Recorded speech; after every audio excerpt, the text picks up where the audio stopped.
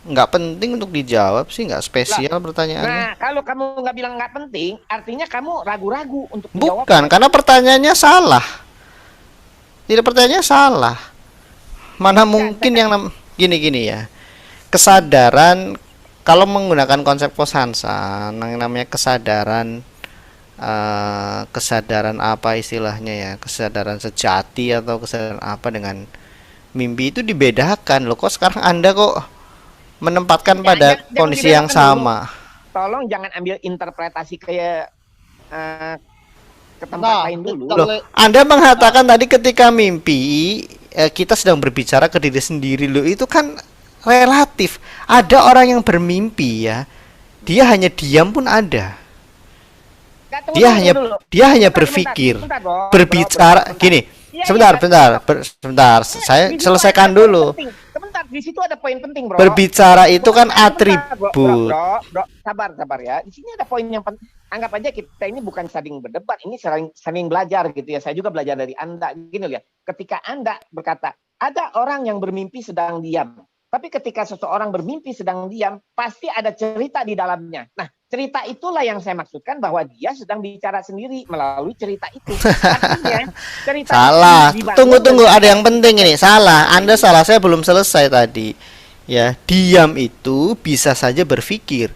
Berpikir itu dibedakan dengan berbicara. Jadi itu atribut. Anda sedang mempersempit makna yang luas yaitu mimpi dengan atribut yang kecil yaitu Oke, jadi berbicara. gini bro, Berbicara ketika bukan seseorang berarti bermimpi, berpikir loh. bro, kalau orang bermimpi itu tidak ada yang berpikir. Tidak mungkin ada orang bermimpi menjumlahkan Loh, sekarang saya dua tanya, ada nggak orang berbicara tanpa berpikir?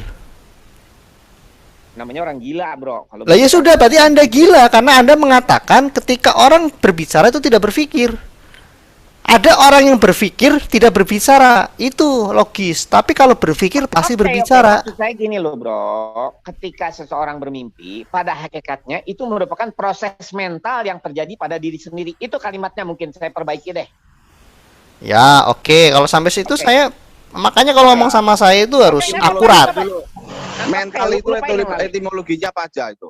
Mental, jangan ngomong mental. Mental itu apa artinya? Enggak. Udah biarin aja. Oke, setuju, lanjut silakan. Dalam Gini ya. ada kalau seperti itu frasenya saya setuju akurat. Oke, Silakan oke. dilanjut. Oke, yang saya maksudkan di dalam keadaan jaga pun yang terjadi bukan lain adalah proses mental yang terjadi pada diri sendiri secara terus-menerus. Nah, setuju nggak di sini? Ini proses mental sebenarnya. Ya, Bukan setuju, benar. setuju, Bentar, bentar. setuju, setuju. Oke, oke. Oke, kalau setuju, sekarang pertanyaannya begini. Jadi sebenarnya apa yang kita anggap sebagai alam semesta atau dunia objektif bukan lain, itu merupakan proses mental belaka. Jangan ditambahin belaka dong. Anda jangan framing seperti Oke, itu. oke. Konsisten dengan Oke, tadi. Oke, Penekanannya oke. bergeser ke Iya, ada iya, belakanya. fokus, bro. Tolong jangan diinin dulu ya, jangan terlalu banyak dibantah. Enggak, kita tektokan saja supaya Iya. berkualitas. Jangan ada penekanan tambahan belaka, itu kan ngawur. Bro Edo, tolong jangan terlalu didebatkan. Jadi kita sama-sama belajar. Coba berusaha untuk mencerna. Saya nggak debat, saya mengkritisi supaya intelektualitas kita ini tidak turun derajat. Gini, bro, ya, bro. Kalau misalnya Sansan berkata bahwa apa yang kita anggap sebagai alam semesta dan dunia objektif tidak lebih tidak kurang hanya proses mental belaka. Nah, salah.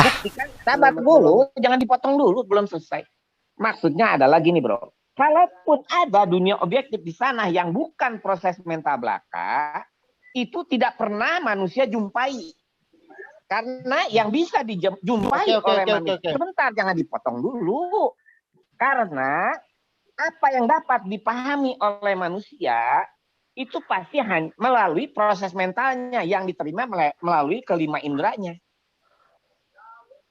Kalaupun ada dunia objektif di luar sana, sama sekali belum pernah dikenal oleh manusia. Itu yang saya maksud.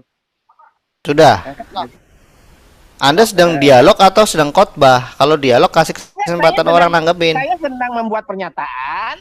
Tolong dikritisi aja pernyataan itu. Ya udah, jangan kepanjangan, soalnya nggak konsisten. Pertama saya kritisi cara penyampaiannya itu tidak konsisten. Penekanannya itu di mana? Ini masalah tentang mental masalah tentang belaka karena Anda ada pergeseran penekanan dengan adanya Kata penambahan belaka. Sebentar, saya luruskan ya. Kata belaka itu mengandung makna bahwa tidak lebih, maksudnya tidak ada satupun yang bukan proses mental yang dipahami oleh manusia ya. Saya nggak ngomongin yang tidak pernah dikenal oleh manusia. Ya salah. Pertama begini, Anda terlalu menyempitkan. Anda dari tadi sudah 2 kali meluruskan sesuatu. Itu artinya posisi berdiri Anda itu tidak kokoh. Karena statement Anda selalu diluruskan. Orang yang suka meluruskan itu artinya orang bengkok. Oke, yang kedua substansinya. Tidak mental belaka.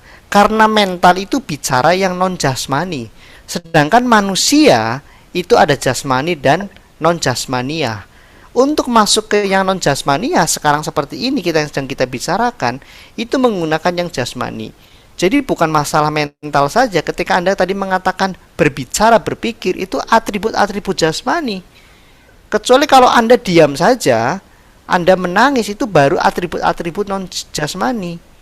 Jadi nggak bisa Kosansan hanya mental belaka, nggak bisa. Kecuali kalau kita nih sedang bicara tentang angin, kentut, atau pikiran, nah itu mental. Tapi kan Anda tadi sedang mengatakan kesadaran Tuhan atau apapun itu mimpi, itu kita sedang bicara tentang mental belaka loh, ya nggak bisa, nggak konsisten. Arahnya mau kemana saya belum tahu. Oke. Sekarang coba sebutin satu saja contoh yang bukan proses mental belaka. Lo berpikir, berbicara. Kenapa Anda menganggap bahwa berpikir atau berbicara itu bukan sekedar proses mental belaka? Loh, itu proses yang jasmani. Kalau mental itu yang bukan jasmani, misalnya kehendak. Misalnya begini ya, ketika saya berpikir, saya memiliki kehendak. Kehendak itu sudah masuk bukan jasmani. Tetapi kehendak itu, entar dulu.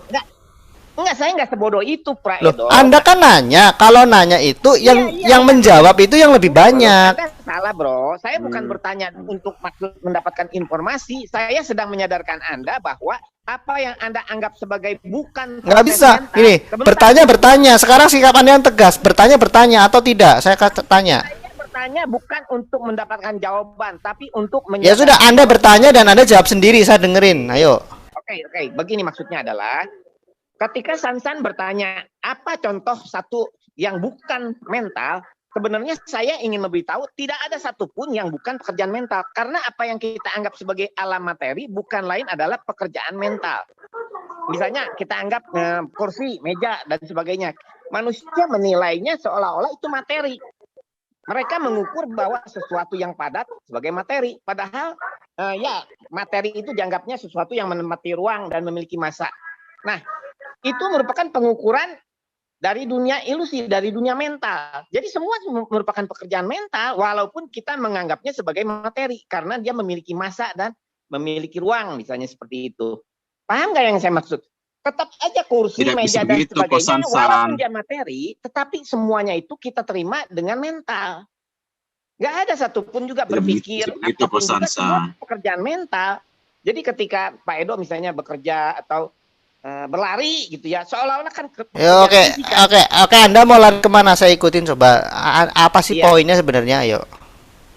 Di situ udah ngerti ya. Maksud saya adalah apapun juga yang ditangkap oleh kelima indera manusia dan disadarinya, ya, yang tentu saja melalui pikiran, itu semuanya merupakan pekerjaan mental, termasuk apa yang manusia nilai sebagai sesuatu yang memiliki massa dan menempati ruang, lalu mendefinisikannya sebagai materi, itu pun sebenarnya merupakan pekerjaan mental. Oke, terus arahnya kemana? Nah, artinya semuanya tidak lebih dari permainan mental. Nah, ketika saya bilang semuanya itu, kita itu sebetulnya berbicara pada diri sendiri. Nah, sayangnya begini, Bro. Sayangnya walaupun saya udah mendengar pernyataan ini dari Sansan, tapi kesadaran tentang itu tuh lemah. Jadi gini maksud saya adalah, secara teori enggak, jangan kesadaran. Yang Anda maksud pemahaman lemah atau kesadaran lemah? Kesadaran lebih tepat. Enggak, sekarang kita bicara pemahaman dulu. Anda punya konsep seperti, oke, kami terima meskipun kami tidak setuju. Oke, saya sudah bisa memahami. Arahnya kemana yang lebih substansi? Arahnya adalah bahwa Alam semesta yang kita anggap sebagai nyata, termasuk dunia objektif ini, bukan lain dari ciptaan kita sendiri, yang secara mental ya. Oke, terus paham.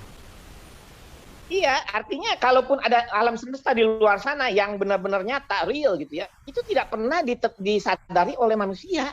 Enggak, itu kan asumsi. Enggak, kita bicara konsep Anda tadi, teruskan.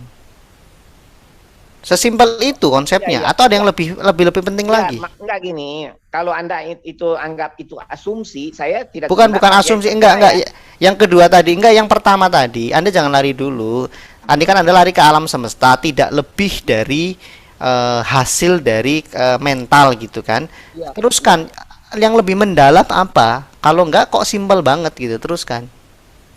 Iya, sebentar ya. Aduh, ini jangan, tolong sabar deh ya, Bro. Karena gini, Bro. Sesuatu itu kalau nggak penting saya nggak mungkin kemukakan.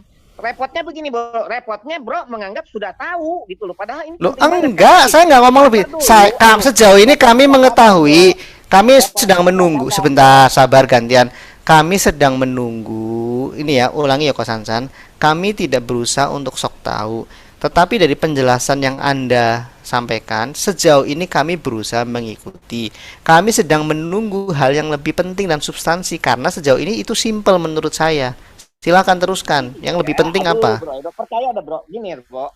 Percaya deh sama Sansan bahwa apa yang kamu anggap simpel itu, kamu mengatakan begitu karena kamu belum benar-benar makan dagingnya. Kamu hanya kulitnya. Gini, jangan nyuruh kami percaya, tapi kami menerima penjelasan Anda. Lanjutkan apa yang substansi, yang apa yang penting. Iya. Enggak. Pada hakikatnya saya belum bisa menyadarkan Anda, ibaratnya ya gitu ya. Nah, enggak, jangan kesadaran, kasih kami pemahaman yang baik. Apa ilmu apa yang mau di-sharing? Iya. Jadi gini, Bro, tanpa kesadaran pemahaman pun nggak mungkin muncul. Ya. Jadi gini, balik Bro, situ lagi. Coba dengerin baik-baik, Bro ya. Jadi maksudku adalah Sansan ini tidak ada. Kamu sendiri yang menciptakannya loh. Terus? Oke, kami terima. Terus apa yang spesial apa? Sansan tidak ada. Enggak, satu poin dulu. Ini setuju nggak? Loh, Anda di sini bukan untuk setuju dan tidak setuju. Namanya ini dialog lintas iman. Oke, bentar, bukan. Terus. Saya adalah kalau Anda tidak setuju, misalkan Anda tidak setuju, berarti jangan kalau sekarang bukan masalah setuju tidak setuju. Kami terima penjelasan Anda. Lanjutkan, yang lebih penting apa? Sansan tidak ada. Oke, pada hakikatnya. Pada hakikatnya Sansan telah gagal membangunkan kesadaran kalian. Saya gagal pada hakikatnya ketika Anda tidak memahami pertanyaan saya, atau Anda tidak tahu jawabannya setuju atau tidak setuju. Pada hakikatnya Sansan gagal untuk menyadarkan. Sansan itu kan tidak ada pada hakikatnya. Sekarang kita bicara yang ada. Apa yang ingin Anda sampaikan kalau Anda ini adalah mewakili keadaan yang ada? Kalau Sansan nggak ada, memang mau gagal, mau gigil terserah. Jadi gini, Bro Edo. Memang pada hakikatnya secara apa ya, Sansan memang tidak ada. Tapi Sansan bisa menyadarkan, kan walaupun Sansan enggak, yang nggak ada katakan nggak ada. Yang sekarang bicara yang ada mengatakan sesuatu. Jangan ngarang. Kalau itu ngarang. Ketika aku berbicara sama Pak Edo, sebetulnya aku loncatnya bukan dari Sansan. Sansan hanyalah alatku untuk berbicara pada kalian. Oke, saya terima itu. Lanjut. Bagus, ini bagus. Sekarang katakan aku saja, si aku, sang aku. Iya, si aku ini sedang memberitahu kalian bahwa Sansan dan Edo ini sebenarnya tidak ada. Jadi saya sedang bicara sama sejati Edo ya. Jadi ada sejati Edo yang non personal, yang saya katakan kesadaran murni. Dialah yang menciptakan Edo, Sansan dan sebagainya. Nah, kalau di sini kalian punya kepekaan, mungkin bisa nangkap. Enggak, jangan ke situ dulu. Jangan ngomong kepekaan, jangan ngomong kesadaran. Sekarang sampaikan hal-hal yang bisa disampaikan. Ya, masalahnya hal-hal yang bisa disampaikan itu tidak mudah untuk membangunkan Anda. Repotnya gitu. Karena Anda memang nggak berniat, nggak lapar untuk itu. Itu. Kalau belum lapar memang nggak percuma. Orang lapar aja susah untuk dibangunkan, apalagi yang belum lapar. Oh, jadi orang harus lapar gitu ya? Tiba-tiba lapar. Prosesnya bagaimana untuk lapar? Nggak bisa. Itu terjadi dengan sendirinya. Boleh dibilang itu pembawaan. Kalau Pembawaan seperti orang.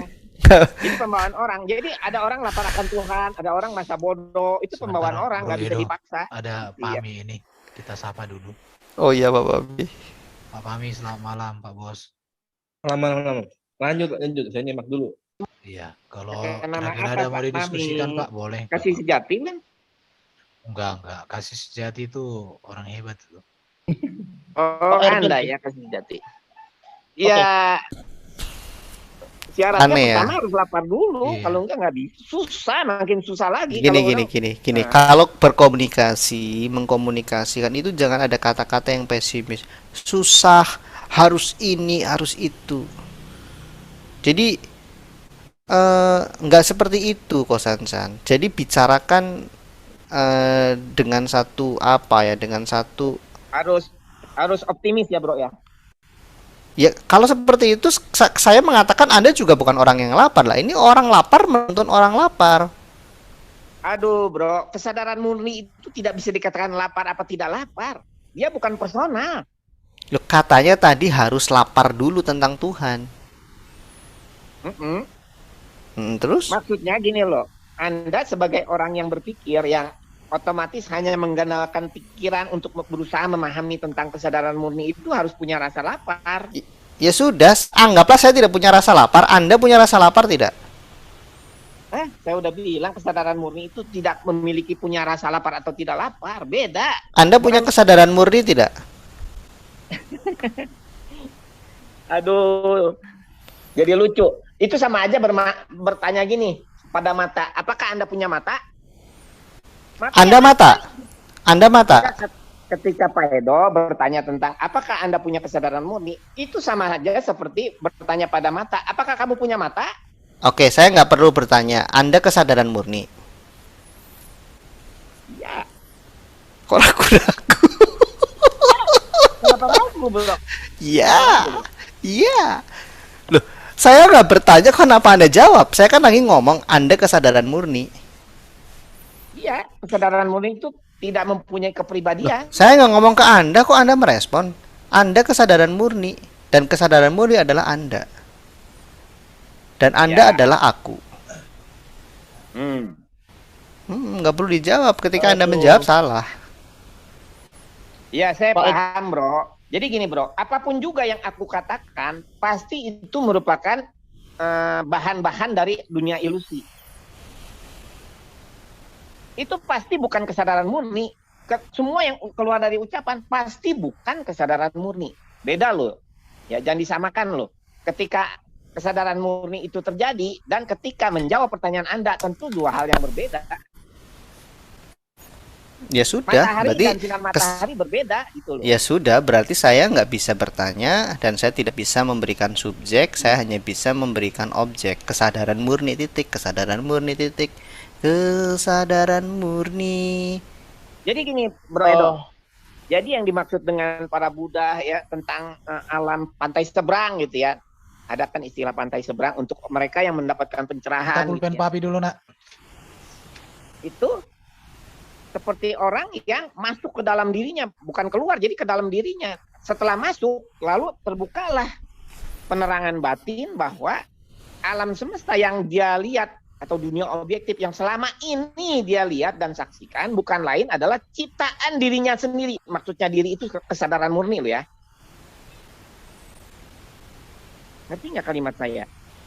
Orang Buddha yang mencapai pencerahan akan memahami bahwa alam semesta dan dunia objektif yang selama ini dia sadarinya bukan lain ciptaan dari kesadaran murni Gini yang loh ada ya. di dalam dirinya. Kalau orang dianggap sudah tidak punya kesadaran murni, tidak lapar, ya terus ngapain Anda berbicara? Karena itu subjektif.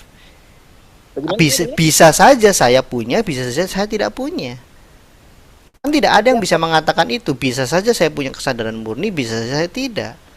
Bukan Anda yang menilai. Bukan, setiap orang punya kesadaran murni. Oh, direvisi lagi. Jangan dipotong dulu, saya mau ngomong apa gini, Bro. Setiap orang punya kesadaran murni, bahkan hakikatnya setiap orang itu sejatinya merupakan kesadaran murni. Cuma belum terkoneksi aja gitu loh. Dari tadi revisi mulu lu, cumalah diluruskan. Anda sudah 3 kali meluruskan sesuatu yang Kapan saya prinsip. bilang Anda tidak punya kesadaran murni, bro? Maksudnya adalah pada saat ini Anda tidak berhubungan dengan kesadaran murni. Jangan salah paham lo ya. Oke, Karena berarti saya punya bisa bermacam-macam cara. Oke, berarti saya punya kesadaran murni. Iya, cuman belum berhubungan saat ini. Jadi Anda nggak nangkep. Anda sudah berhubungan. Kalau saya belum berhubungan, bagaimana saya bisa mengetahui tentang hal-hal yang Anda tidak tahu? Bagaimana caranya berhubungan? Ya, ini saya berusaha untuk membuat hubungan. Sudah sampai Kalian mana itu, cara tahapan berhubungan itu? Pakai celana dulu, pakai celana. iya. Memang susah, bro. Krisnamurti sama siapa lagi berusaha untuk menyadarkan. Bagaimana caranya kamu sudah berhubungan? Kamu wahyu Tuhan, berkat Tuhan, nggak bisa, nggak mudah kalau disampaikan melalui kata-kata. Sampaikan saja. Mau kamu Bagaimana? membual, berbohong, mau apa? Sampai di mana hubungan itu? Dan bagaimana caranya? Itu dua pertanyaan yang berbeda ya, bro. Kalau Anda caranya bagaimana? Saya mendapatkan wahyu langsung. Jadi bukannya pakai meditasi. Bagaimana bukan. cara mendapatkan wahyunya? Oh, itu mah ibaratnya bagaimana cara kita bangun dari mimpi. Terjadi pada waktunya. Nggak bisa diminta. Wahyunya bunyinya apa? Dari siapa? Oh, bukan siapa. Saya katakan lagi, kesadaran murni itu bukan siapa. Dia bukan suatu kepribadian. Caranya bagaimana Anda menyadari ada kesadaran murni itu? Ia menyadari. Sebenarnya banyak kok manusia yang Menyadarinya itu seperti apa? menyadarinya seperti apa. Nah, gini saya jelasin ya. Implementasinya apa? Oke. Implementasinya itu apa? Implementasinya adalah saya bebas, merdeka. Jadi artinya apapun juga yang ada di dalam kehidupan sehari-hari seperti masalah uang dan sebagainya, itu hanya ada di permukaan, bukan benar-benar masuk ke dalam kesadaran murni. Maksud saya hanya ada di permukaan adalah orang Kristen juga melakukan hal sama seperti itu. Sebenarnya enggak sih Pak Wawan. Justru orang Ya, gila itu juga banyak, orang gila stres itu banyak yang merasa bebas itu. Iya, berarti Pak Wawan itu gila dong. karena orang Kristen itu sudah dibebaskan dari Tuhan oleh Tuhan Yesus. Hal-hal yang duniawi itu juga kulit arinya. Gini loh, Nih, Pak Wawan. hal-hal yang duniawi ini itu hanya kulit ari juga. Iya, bagian luar kalau saja. Pak Wawan bilang orang Kristen juga udah dibebaskan. Itu mah slogan doang. Mereka hanya Bukan slogan, memakai itu orang Kristen seolah-olah. benar-benar melakukan itu. Enggak. Karena Minimal. apa? Orang Kristen percaya, orang Kristen percaya, Iya, orang Kristen percaya, beriman, percaya. segala sesuatu sudah disediakan oleh Tuhan. Bukan, jangan bawa-bawa Yesus. agama dulu, Pak Wawan. Aduh, Ya, kamu memang tuh itu nggak adanya. mengerti bahwa Saya ini tidak tuh dua hal yang berbeda. tidak Kita ngomongin agama. dua hal yang berbeda. Nggak bawa-bawa Saya iman tidak Kristen dulu. membicarakan agama, saya membicarakan iman seperti Anda. Lah, iman itu agama. Maksud Iman saya gini versi loh, bro. saya, kesadaran Iya, seperti iman saya. agama Anda. Nggak usah bawa agama. Yang Kesadaran saya maksudkan versi saya. Bentar. Gini dulu.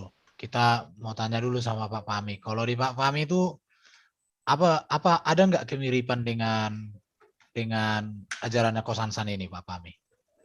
Kenapa, Jadi, Pak? Dalam hal Ya dalam kesadaran, dalam hal apa tadi Kosansan? Kesadaran diri atau apa?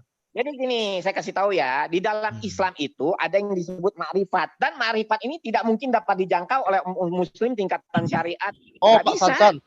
Pak Ya. Sansan, tidak semua orang muslim setuju loh, Pak. Tidak semua Pak, orang muslim kejauhan, setuju. Pak. Pasti tidak setuju, bro. Pasti semua muslim yang tingkatannya syariat udah pasti tidak setuju dengan yang saya ngomong. Tapi muslim yang tingkatan makrifat, saya katakan ya, ini opini saya ya, itu pasti setuju.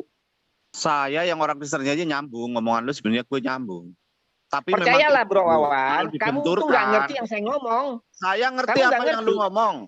Coba Jadi, jelasin ke tapi saya, itu kalau coba dibenturkan dengan iman, itu memang dua hal yang berbeda. Harus seperti itu. ada seorang yang bernama René Descartes. Dia bilang cogito ergo sum. Aku berpikir, maka aku ada.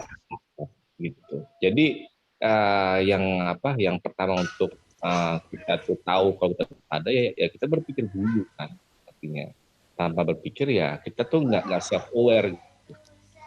sama juga kita dengan benda mati jadinya. Nah kalau dibicara dengan saya nggak ngerti tuh maksudnya kesadaran murni itu dengan kesadaran kesadaran yang kita paham itu bedanya di mana? Kan Oke. saya baru nih. Nah, Oke, saya jelasin ya bedanya kesadaran murni dengan kesadaran kita sehari-hari. Bedanya adalah di dalam kesadaran sehari-hari yang kita lihat itu dualisme, bukan dualisme tapi jamak. Jamak, segala sesuatu itu mempunyai apa? Mempunyai nama-nama, mempunyai ciri-ciri, mempunyai perbedaan-perbedaan. Di dalam kesadaran murni itu nggak ada. Jadi gini, saya sih menamakannya alam kuantum ya, karena di sana itu semua itu homogen ibaratnya ya. Jadi apa yang kita lihat sebagai heterogen itu bukan lain alam ilusi, dunia mental, dunia yang kita ciptakan tanpa kita sadari sejak awal sebenarnya kita sudah menciptakannya, sudah membuatnya. Ibaratnya seperti anak kecil yang main boneka-bonekaan. Boneka-boneka itu pertama-tamanya benda mati, tapi sama dia secara mental dihidupkan gitu ya, seperti unyil apa. Nah, unyil dan sebagainya itu sebenarnya jangan ini dulu. Unyil atau siapa Upin Ipin itu kan sebenarnya ibaratnya boneka mati, dihidupkan seolah-olah hidup. Nah, ini secara mental. Jadi semua kehidupan ini hanya ada di dalam mental, bukan benar-benar ada hidup loh. Saya katakan bukan benar-benar ada hidup. Demikian pula yang selama ini kita anggap sebagai dunia yang nyata, dunia yang hidup. Acuannya Konstansan itu ngomong itu dari mana? Aduh bro, ini mah kesadaran langsung. Kalau Anda bilang dari mana? Ya, begini, soalnya gini, yang kau sadari itu nggak kusadari. Ya, saya paham. Itu masalahnya. Jangan-jangan kau ini sekarang halusinasi. Bro. Gini, bro. Ya itu. Wajar, bro. Dari tadi gini, Kosansan itu gini sebentar. Kosansan itu dari tadi ngomong panjang kali lebar kali tinggi. Tapi nggak pernah kusadari apa yang kau sadarkan itu. Jangan-jangan Kosansan ini ada di dunia lain. Iya. Ya, jadi gini, bro. Jadi apa yang kita anggap sebagai makhluk hidup itu sebenarnya dia hanya ada di dalam mental kita. Persis sama seperti saat kita bermimpi, itu semua hanya ada secara mental, nggak benar-benar nyata gitu loh. Loh, udahlah Kosansan. Kayaknya Kosansan ini perlu apa ini? Perlu shock terapi nih. Dong, seruduk dulu. Dong, seruduk dulu. Ya, panggil saya aja Pak Erben. Jangan ah. Biar tuh nanti lari kemana-mana lagi. Pak Erben, gini bro, Pak Erben ya. Bisa nggak kita meminta konfirmasi tentang suatu yang bersifat mental, bahwa sesuatu itu bersifat nyata atau mental? Kan nggak bisa dong. Saya ulang ya supaya lebih gampang nih. Bisa nggak seseorang menanyakan sesuatu? Masa belum 5 menit lah langsung menyerah? Aduh, jangan dipotong dulu bro. Maksud saya adalah mungkin nggak seseorang menanyakan sesuatu bersifat nyata atau ilusi pada ilusi? Kalaupun dia melakukan itu, hasilnya kredibel nggak? Pasti nggak kredibel kan? Karena semua yang kita lihat itu ilusi. Nggak bisa ditanya, kita nggak bisa minta konfirmasi pada ilusi tentang sesuatu hal nyata atau bukan. Nggak bisa. Sama, saya ngambil contoh gini bro. Bisa nggak matahari minta konfirmasi pada matahari lainnya tentang bulan yang bercahaya itu nyata, dia ngeluarin cahaya apa enggak? Nggak bisa, karena setiap matahari pasti ngelihat, oh bulan bercahaya. Misalnya bulannya, mataharinya pergi dulu, saya akan pergi dulu. Tolong yang saya takutkan gini kan, jangan-jangan yang diomongkan Kosansan ini berasal dari ilusi. Karena kan apapun yang ada di dunia ini kan ilusi. Berarti termasuk omongan Sansan ini pun ilusi. Dan saya pun berbicara dengan orang ilusi.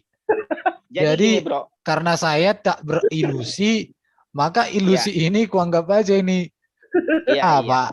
Lisoi-lisoi kayak lagu Bata. Gini Pak Erben. Tunggu, udah parah. Tunggu aku mau screen dulu kasih bukti sama Kosansan. Jadi repotnya gitu. Lihat itu. Benar. Setiap kata-kata apapun juga. Tunggu dulu. Sebelum Lai Erben mau bicara, domba kecil sudah kasih judul. Sang ilusi sedang berkhotbah.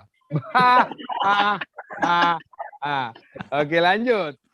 Aduh.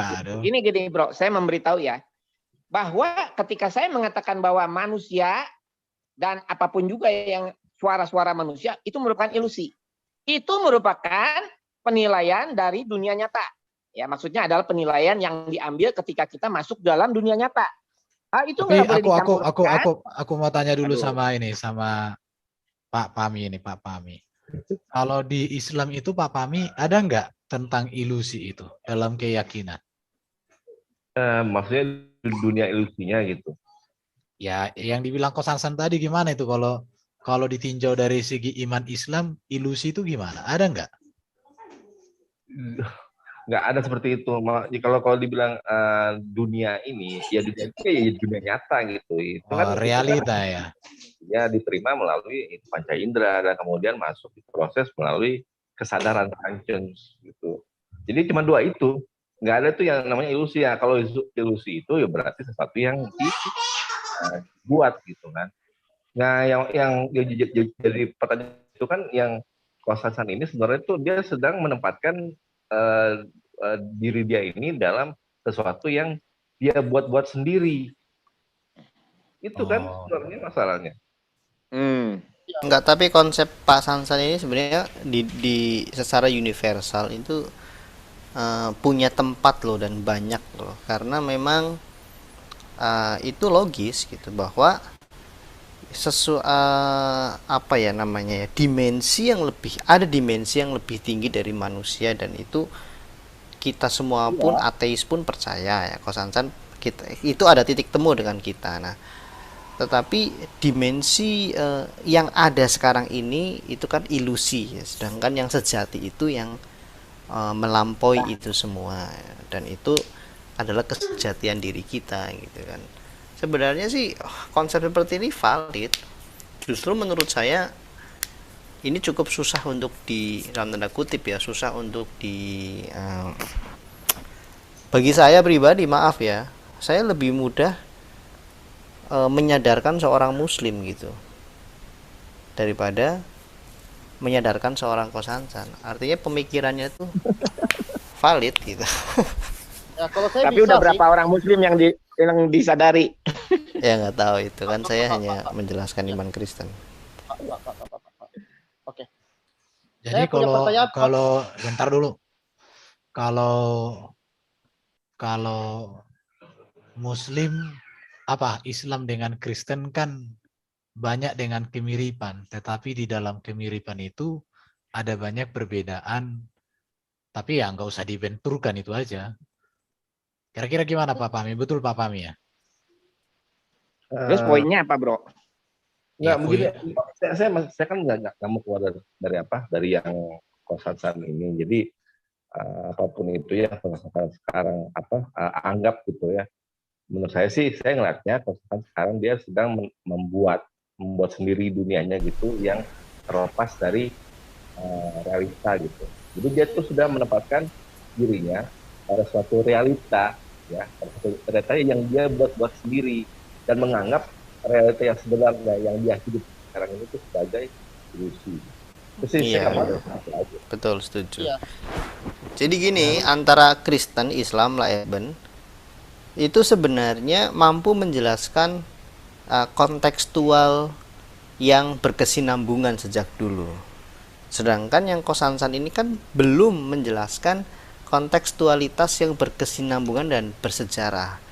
Kosansan menurut saya ya, maaf ya Kosansan, masih menjelaskannya dari sisi konteks sekarang aja, dan lebih sempit lagi, yaitu konteks Kosansan.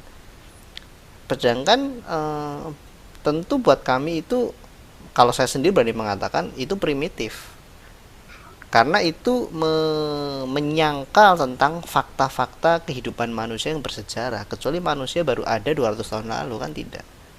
Nah, sedangkan keimanan Kristen dan Islam itu posisi berdirinya ya pada posisi kami tidak menyangkal kesaksian-kesaksian manusia sebelum kami itu sejak dulu, dan itu yang kami bahasakan secara keimanan, yaitu wahyu.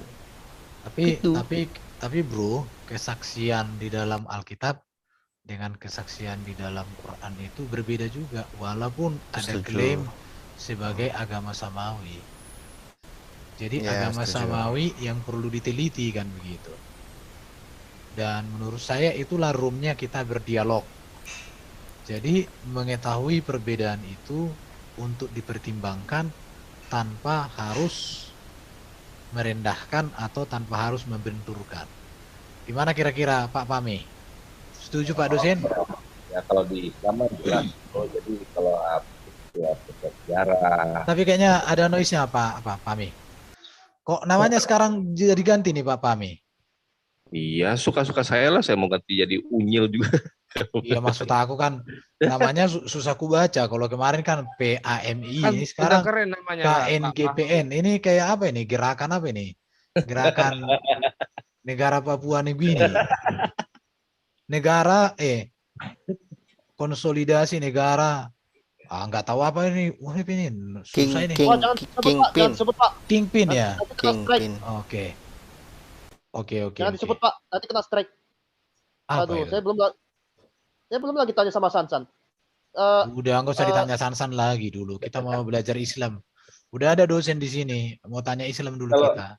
Astaga. Makanya kan kalau ini jadi supaya netral gitu kan ya diuji aja gitu yang mana yang apa yang benar-benar rekaman dari peristiwa yang sebenarnya terjadi di waktu itu. Jadi antara kitab suci ini kan ada tuh keterangan-keterangan misalnya waktu bilang Firaun memanggil Abraham gitu. Itu benar nggak sih di zaman Abraham itu sudah ada Firaun nggak? Kan gitu. Yang kita pakai parameter yang di situ hubungannya. Seperti itu. Kalau Firaun di zaman Abraham ya kan ada kan kisahnya. Oh, kalau itu dari internal Islam sendiri kan para sarjana-sarjana Islam yang revisionis sudah mengatakan kalau Quran itu bukan kitab sejarah gitu untuk menjelaskan sejarah gitu karena tidak inline gitu. Enggak, maksudnya begini. Maksudnya itu kan tadi kan ngomong kesaksian ya, berarti apa yang dilihat, didengar, diketahui, yang dialami. Nah, dalam Quran itu diceritakan kembali dari sekolah, ingatlah gitu kan. Maksudnya gini, untuk kita lepasin dulu itu saya itu sentimen terhadap misalnya ini benar. Nggak ngomong segitu. Kita lihat aja tuh yang sebenarnya yang sudah. Pak Pami, mungkin headsetnya Pak dia Pak. Ada. Sorry. Kayak ada bunyi angin. Bukan saya kayaknya. Iya dari Pak Pami. Coba saya itu ya saya mati. Iya.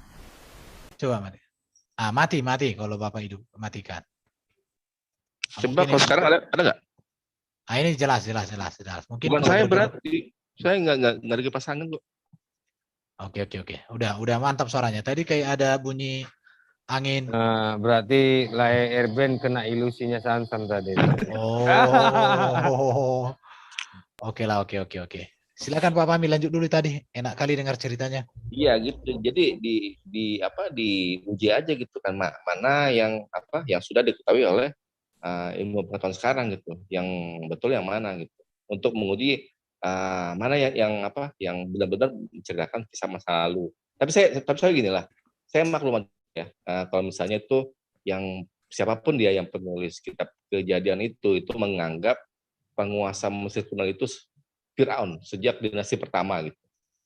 Mungkin karena beritanya sampai pada dia gitu kan, wah kalau yang namanya penguasa Mesir tertinggi atau raja itu pasti dipanggil Firaun gitu. Nah sekarang kan setelah ditemukannya batu Rosetta, di batu Rosetta itu kan ada tulisan dari hieroglif, terus bahasa ada dua bahasa lain di situ ya. Nah itu akhirnya kita itu sekarang bisa menerjemahkan, mendecipher ya itu dari hieroglif itu. Dan diketahui itu bahwa sebenarnya istilah Firaun itu baru ada di zaman New Kingdom. Itu kalau ditarik itu berarti zamannya Musa. Sebelum Musa itu belum ada tuh istilah namanya Firaun. Nah kalau ini Pak cek di kan di surah Yusuf ya. Kalau Yusuf itu berarti ancestor-nya leluhur dari Moses itu, dari Musa alaihissalam itu di surah Yusuf tuh nggak ada tuh dibilang kata Firaun, apalagi Abraham, apalagi Nuh, siapa nggak ada gitu. Nanti begitu masuk di kisah Musa alaihissalam di surah Al-Qasas, di surah yang Pak Pami sedang ingin buktikan itu Al-Quran benar atau yang lain salah? Kita kan yang bicara kesaksian. Nggak, tadi kan saya sudah bilang mungkin saja itu berita yang sampai kepada siapapun dia penulis dari kitab Kejadian itu, ya, itu menganggap semua penguasa Mesir kuno itu adalah gelarnya itu adalah Firaun gitu. Ya nggak masalah Pak, karena Bukan. keimanan kami bukan pada terletak siapa Firaun, tidak, karena kan Ya memang bukan. Saya cara pandang. Ini Pak Pami di buku namanya Handbook to the Bible, pedoman lengkap pendalaman Alkitab, halaman 22, 23, bahkan dikatakan orang Mesir zaman purba itu lebih tua daripada Abraham. Karena Abraham itu kan 2000 tahun sebelum Masehi, sedangkan orang Mesir zaman purba itu ada sekitar 2500 tahun. Betul. Nah itu, jadi peristiwa Abraham berjumpa dengan kerajaan Mesir atau Firaun itu tepat. Nggak betul, maksudnya saya nggak menyangka itu. Jadi mungkin saja itu ada pertemuan ya berdasarkan kalau dari Genesis ya, itu ada pertemuan dari Abraham itu dengan dengan bangsa Mesir kuno. Saya nggak mau. Iya, ada di sini bukunya. Ada. Cuman gini, gitu kan. Yang dipakai di situ, yang tertulis itu kan Firaun. Sebenarnya yang menurut yang sekarang yang sudah diketahui, istilah Firaun itu berarti baru muncul di zaman New Kingdom, itu kira-kira 1400-an tahun yang sebelum Masehi. Bukan. Firaun itu kan sebenarnya gelar kerajaan Mesir itu, Pak. Jadi itu bukan nama orang, itu gelar. Jadi sama. Bukan nama orang. Bukan. Iya, sama seperti kayak Inggris kan pangeran, atau sama seperti di Indonesia mungkin kayak sultan. Sultan itu kan Sultan 1, Sultan 2, Sultan 3. Itu. Jadi kalau bicara tentang apa peradaban dunia dan Alkitab itu jelas, Pak.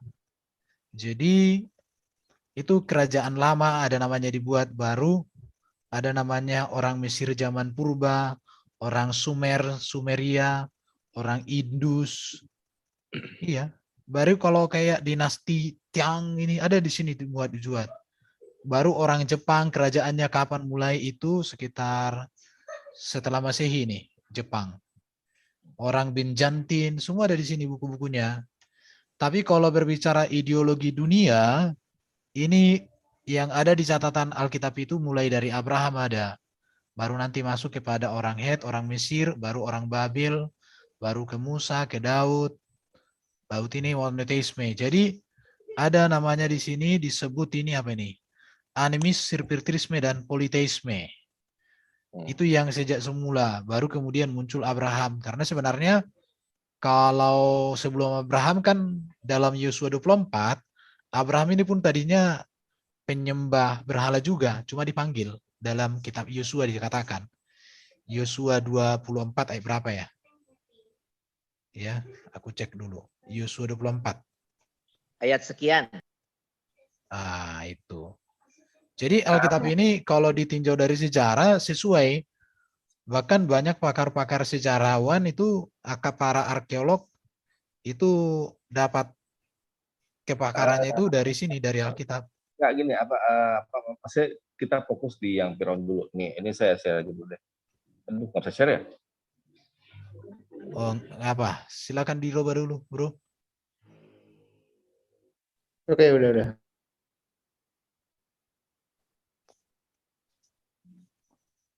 Ini harus dibaca nanti pengantar PL ini.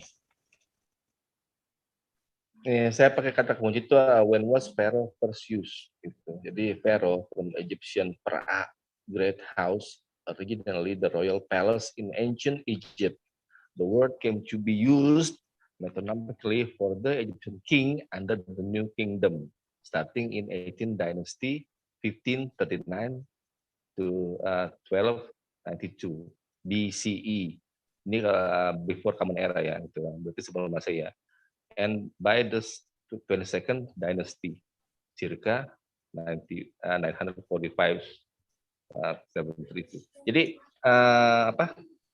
kalau misalnya saya kan cuma teruskan saja jadi apa yang sudah para Egyptologis temukan gitu.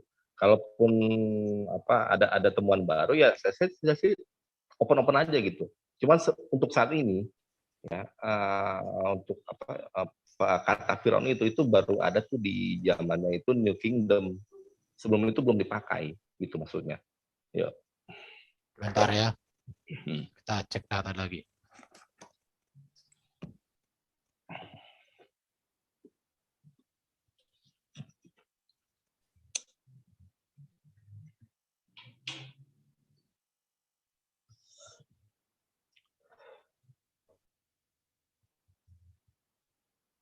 Atau mungkin Konstantin tahu nih, karena itu kan kalau dibilang quantum consciousness itu berarti bisa transcend ya, bisa melewati ruang dan waktu. Coba kalau Konstantin, menurut Konstantin, istilah Firaun itu sudah ada nggak sebelum zaman New Kingdom? Waduh, awalnya saya nggak mendengarkan nih, Bro. Yang mana sih?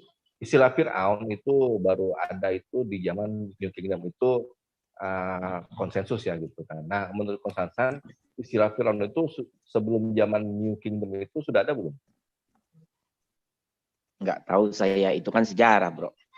Kan katanya Konstantin punya kesadaran murni. Jadi terlepas dari kalau kesadaran murni harus masuk ke catatan akasik baru mengetahui tentang itu.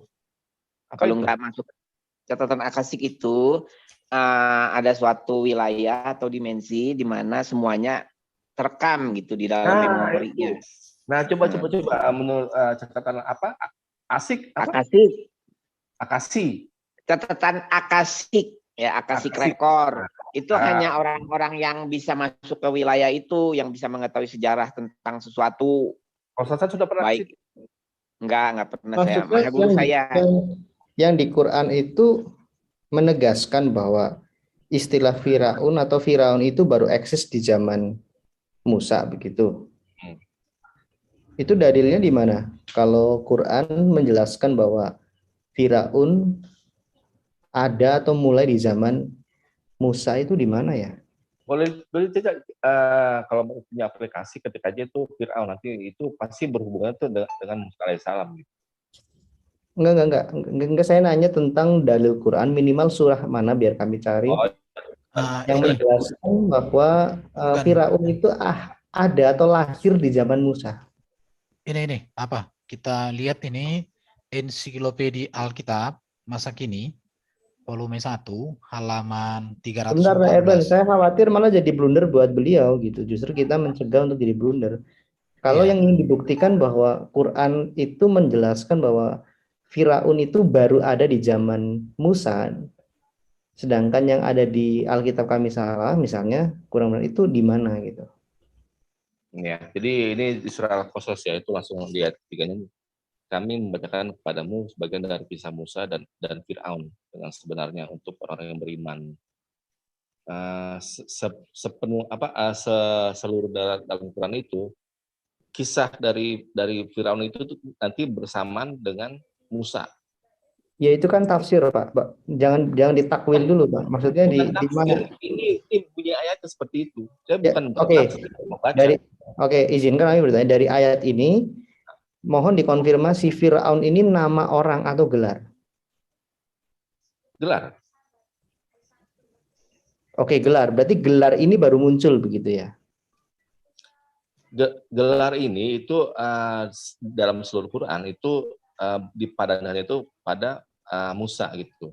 Kita kalau kita merujuk dari literasi Israeliat gitu kan, itu kan ada juga kan nabi-nabi sebelumnya, kayak misalnya Yusuf gitu kan, Ibrahim, Yakub, Ishak gitu kan. Itu nggak ada satupun itu yang disebutkan mereka tuh pernah berpapasan atau bertemu dengan Firaun gitu.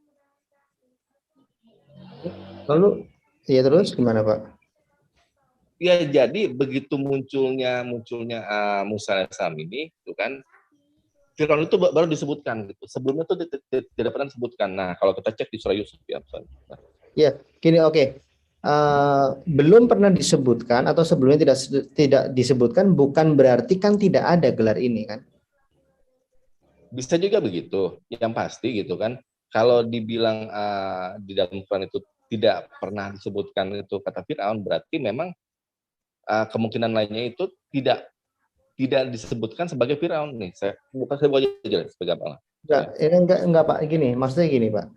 ini kan kita ingin tahu nih, Bapak posisinya seperti apa gitu kan.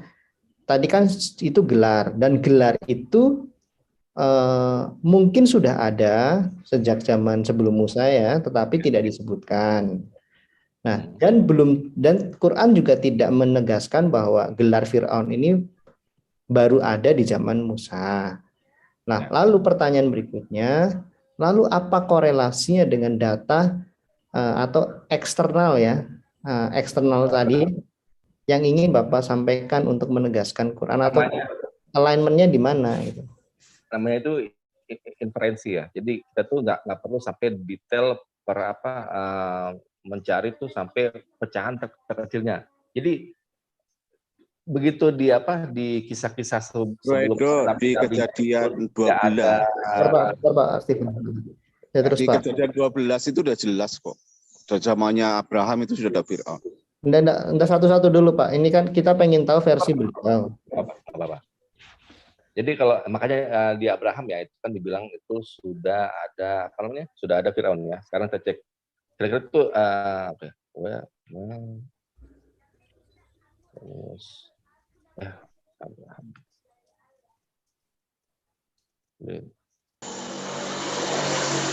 Kalau di Alkitab itu Kejadian 12 ayat 14.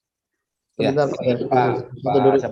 kawan ya itu kan ini yang muncul teratas itu, jadi sekitar 2000 tahun yang lalu lah gitu, Abraham itu, ya kan. Nah kalau tadi itu yang zaman ini itu zaman film itu baru 1500, jadi sekitar ada sampai 400 tahun gitu. Nanti kemudian seperti itu Pak Wawan. Ya jadi gini Pak, dari data ini kan Quran belum tentu selaras dengan ini, karena Quran tidak menegaskan posisi Quran kalau di-compare ke data eksternal seperti ini atau data sejarah yang netral di luar Islam Kristen. Posisi Quran juga tidak selaras dengan ini kan, tadi Bapak sudah menjelaskan. Tidak selaras itu bagaimana? Loh, kalau menggunakan gini ya, dari data yang Bapak tampilkan, artinya Bapak ingin mengatakan bahwa data ini mengatakan Firaun itu baru ada di zaman Musa, betul kan? Zaman Musa. Tapi di sini saya tidak lihat ada kata-kata Musa. Yang mana? Yang di sini? Yang ada di ini berita nikah ini. Kalau dari artefak atau apa gitu nggak ada nama Musa gitu. Oke.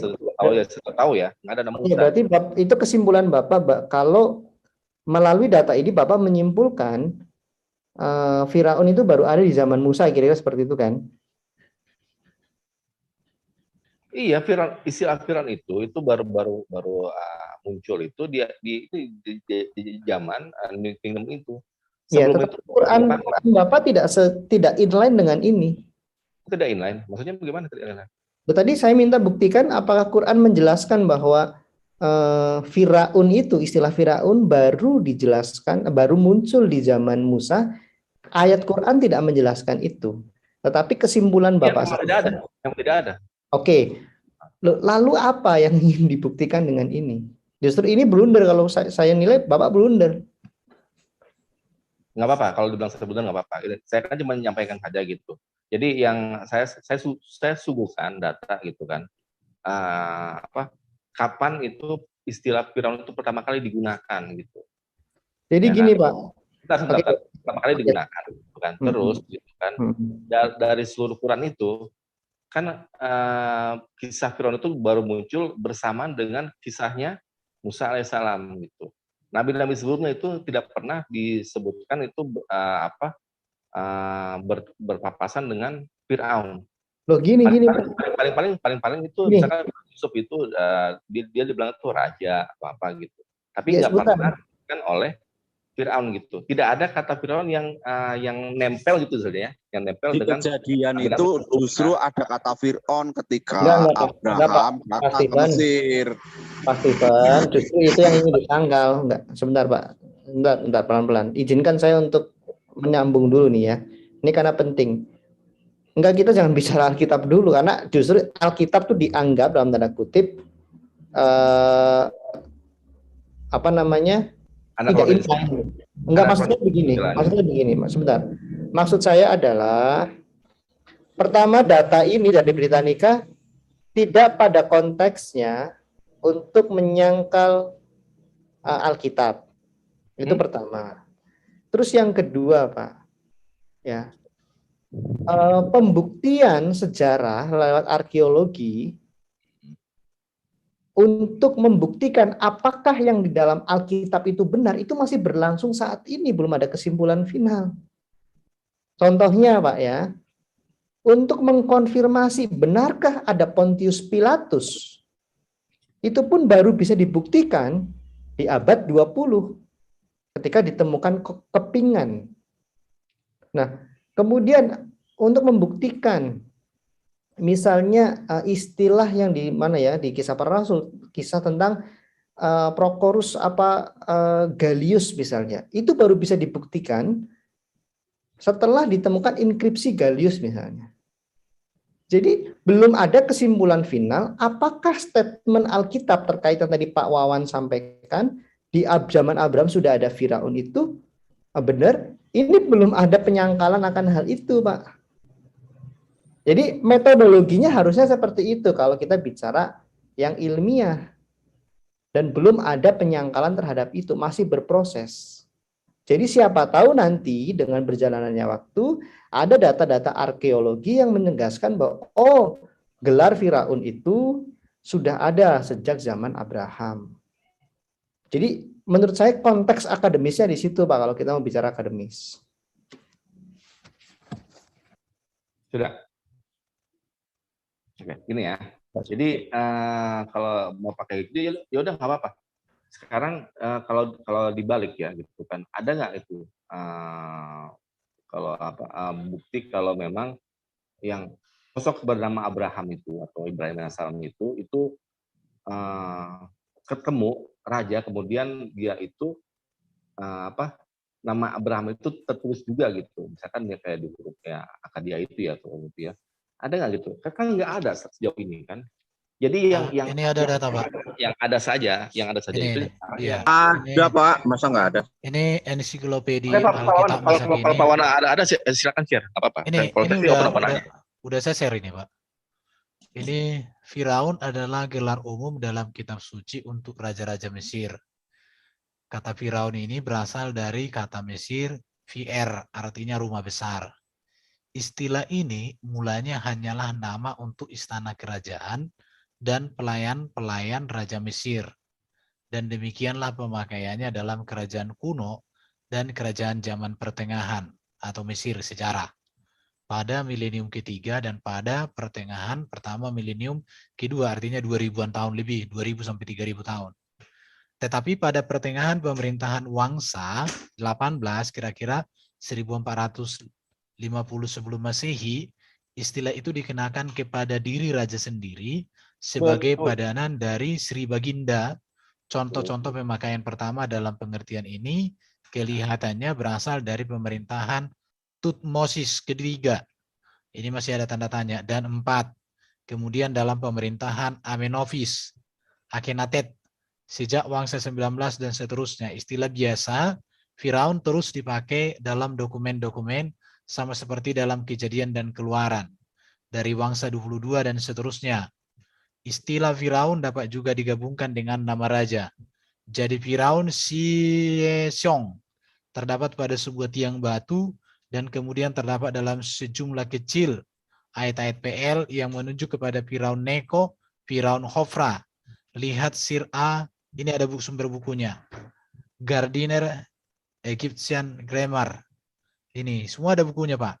Baru kalau mau dilanjutkan lagi, ini ada penjelasan setelah Alkitab. Jadi ketika Abraham berjumpa dengan Firaun, itu jelas bukan hanya di zaman Musa, bahkan lebih dari zaman Musa pun. Data ini diperkuat dengan data yang saya sebutkan tadi, ada 2 buku, Pak. Ini. Buku ini sama-sama. Buku ini tebalnya berapa ratus ya. Kalau ensiklopedia masa kini itu 2 jilid itu ribuan halaman itu, Pak. Kalau ini sekitar 750 halaman yang kedua. Dan di sini ada ini, lihat. Ini ada namanya, ini Mesir, orang Mesir zaman purba. Ini zaman Abraham ini, 2000 sebelum Masehi. Jadi Alkitab sesuai dengan fakta sejarah.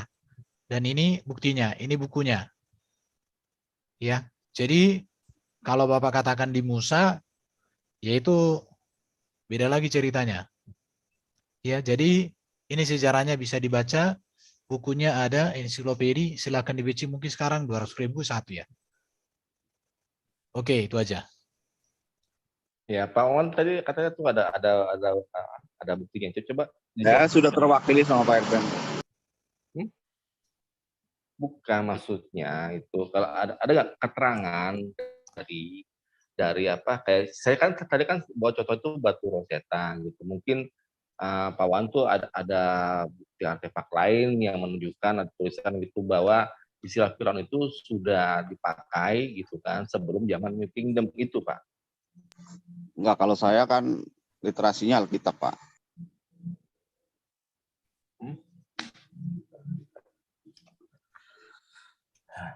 Gini ya, kalau perjanjian lama itu kan baru munculnya itu kan taruh itu di abad ketiga sebelum Masehi gitu. Taruhlah misalnya begitu ya, gitu kan. Nah, itu kan itu kan merujuk pada apa? Pada keterangan-keterangan yang sampai pada mereka pada penulis ini gitu. Makanya di awal saya bilang gitu kan. Teratur Bapak di-share lagi aja. Saya wajar aja kalau misalnya siapapun dia yang menulis kitab Kejadian ini itu menganggap gitu kalau semua penguasa Mesir kuno itu dipanggilnya Firaun gitu. Lalu kalau seperti itu salahnya apa? Kami heran gitu loh. Tapi gini. Ya, ini kan tadi kan yang di awal itu kan bicara tentang kesaksian, kesejarahan gitu kan. Iya gini, pertama begini ya, Pak. Sekarang, tidak ada penyangkalan gini. Sebentar Pak. Pertama begini, biar gantian bicara ya, izinkan gini. Kami sudah tangkap poin Anda yang dari tadi hanya itu aja. Makanya gini, tidak ada data sejarah yang memberikan kesimpulan final bahwa pernyataan Alkitab tentang Firaun di zaman Abraham itu salah. Tunjukkan satu data sejarah. Kalau tadi ada data sejarah yang Anda sampaikan yang dari Britannica itu, coba Anda buka, kita translate itu. Apakah di situ ada kesimpulan yang menyalahkan? Misalnya begini Pak ya, misalnya begini. Kalau sekarang ada kesimpulan bahwa Pangeran Diponegoro Sukajengkol, bukan berarti itu final. Karena itu perlu dibuktikan. Ya udah, apa-apa. Ini kan kalau nggak mau dari Britannica, saya pakai sumber lain. Ini saya jangan modelnya begini dong. Saya pakai kata kunci ya. Kings before New Kingdom were called. Nih, saya baca sendiri ya. Silakan buka.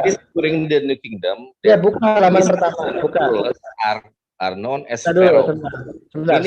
Kita buka. Oke, Anda cari, kita tanggapi. Coba buka yang pertama. Royal Bentar Pak, Anda jangan ngomong dulu. Pak, buka. Ini penting. Dengarkan dulu. Pak, buka dulu websitenya. Bapak jangan baca sepatah-patah. Buka dulu websitenya. Gini aja.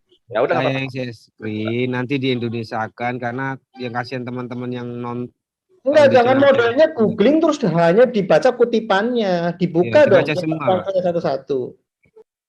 Nah, coba kita baca. Sebentar dulu, Pak. Kita baca. Ini bisa diblok sama mereka. Ya, it is during the New Kingdom that these Egyptian rules are known as a pharaoh, meaning great house. The Greek word for the Egyptian the definition of the royal residence. Prior to the New Kingdom, Egyptian monarchs were known simply as kings. Dia terus mana? Mana penjelasannya? Itu jawabannya. Tadi kan minta gitu kan. Ya mana penyangkalan terhadap Alkitab mana? Oke, prior sebelum to the New Kingdom, Egyptian monarchs were known simply as kings, bukan pharaoh. Udah ya?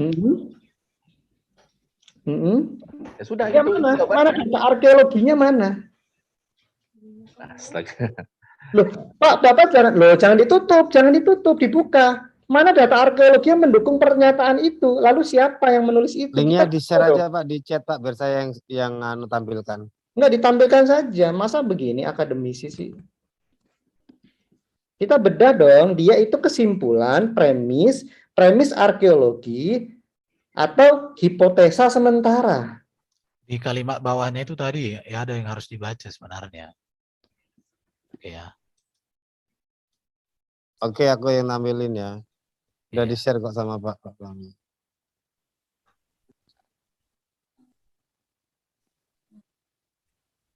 Belum share screen. Ntar. Enggak, itu udah saya kasih linknya. Iya. Sendiri. Ya gitu. ini mau saya share screen aja Pak. Kasih kan teman-teman yang nonton itu juga pengen tahu.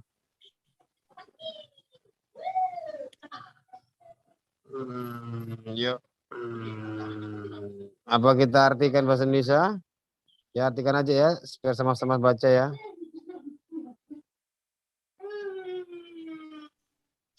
Silakan dibaca Erben. Speakerku kurang bagus. Kalau bisa di-mute agak rame punyaku. Selama kerajaan baru, para penguasa Mesir ini dikenal sebagai Firaun yang berarti rumah besar. Kata Yunani Pera Mesir, sebutan tempat tinggal kerajaan. Sebelum kerajaan baru, ini ya, Raja Mesir hanya dikenal sebagai raja yang disebut yang mulia. Fakta bahwa Firaun begitu umum digunakan untuk merujuk kepada penguasa Mesir.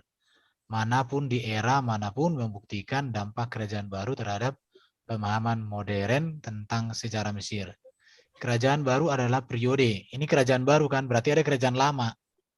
Kerajaan baru adalah periode yang paling lengkap didokumentasikan dalam sejarah Mesir. Literasi telah berkembang selama kerajaan tengah 2040. Abraham itu tahun 2000.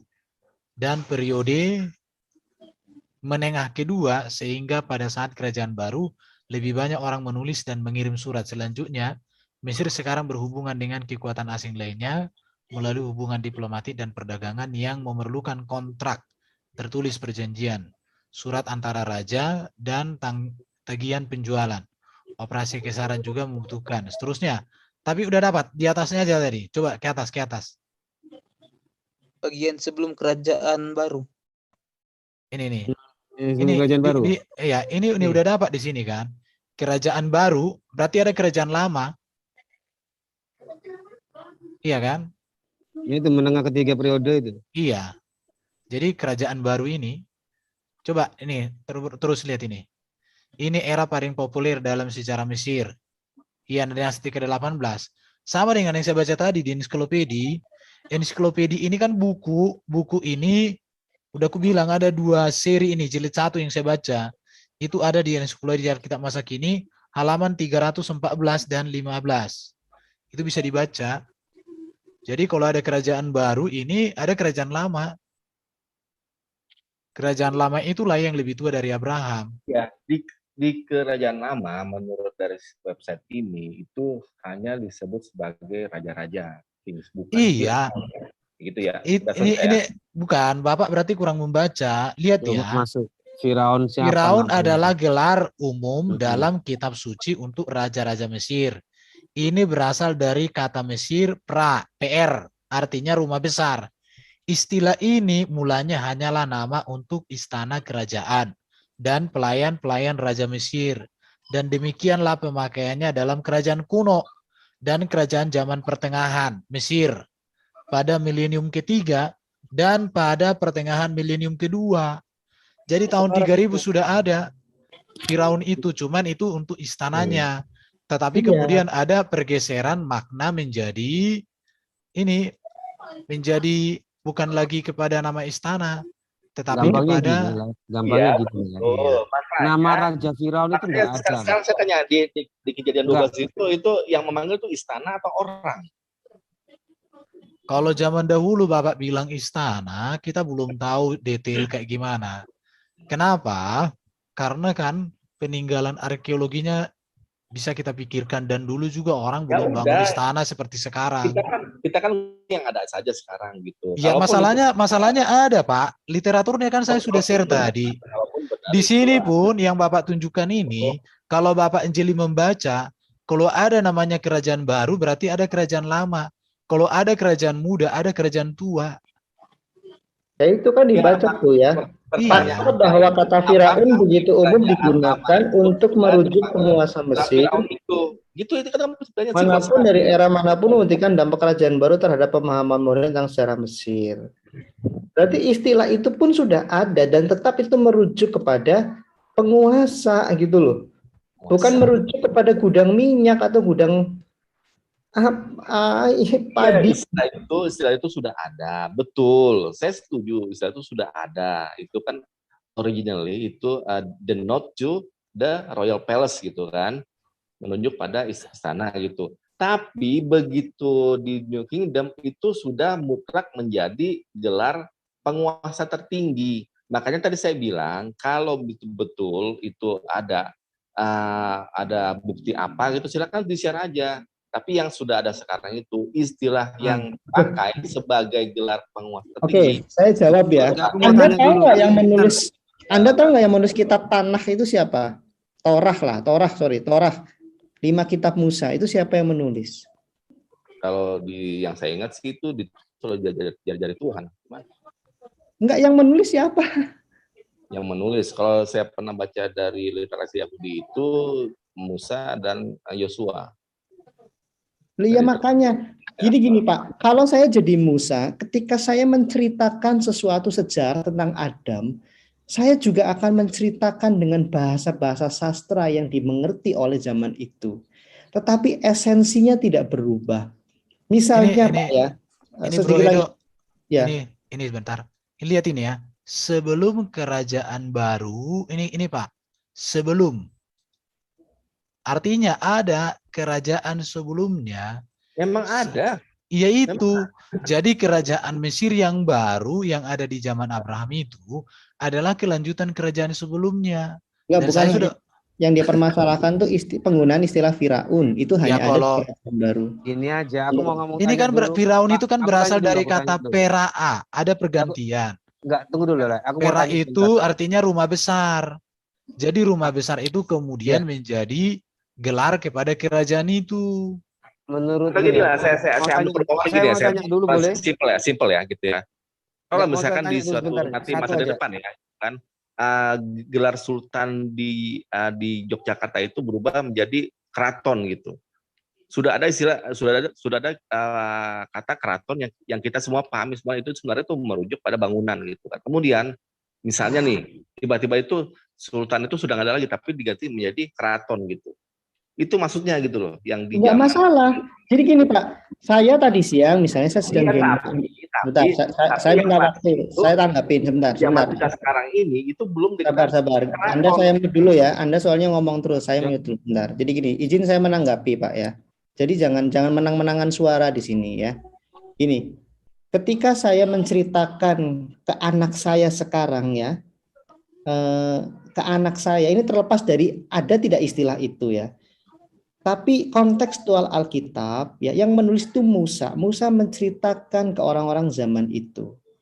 Ya, penggunaan istilah-istilah yang dimengerti konteksnya orang zaman itu tuh wajar. Nah, misalnya sekarang saya menggunakan istilah raja. Daripada saya mengenalkan istilah sultan kepada anak saya, misalnya saya ingin mengenalkan tentang Pangeran Diponegoro. Saya akan menggunakan kata raja misalnya, yang lebih dimengerti oleh anak saya saat ini. Kalau itu kita bicara tentang naturalitas tentang Alkitab, karena Alkitab itu butuh buku natural, Pak. Yang menulis kitab Kejadian itu adalah Musa. Musa saat itu secara tradisi menceritakan kepada bangsa Israel tentang apa yang sudah diceritakan turun-temurun oleh Adam.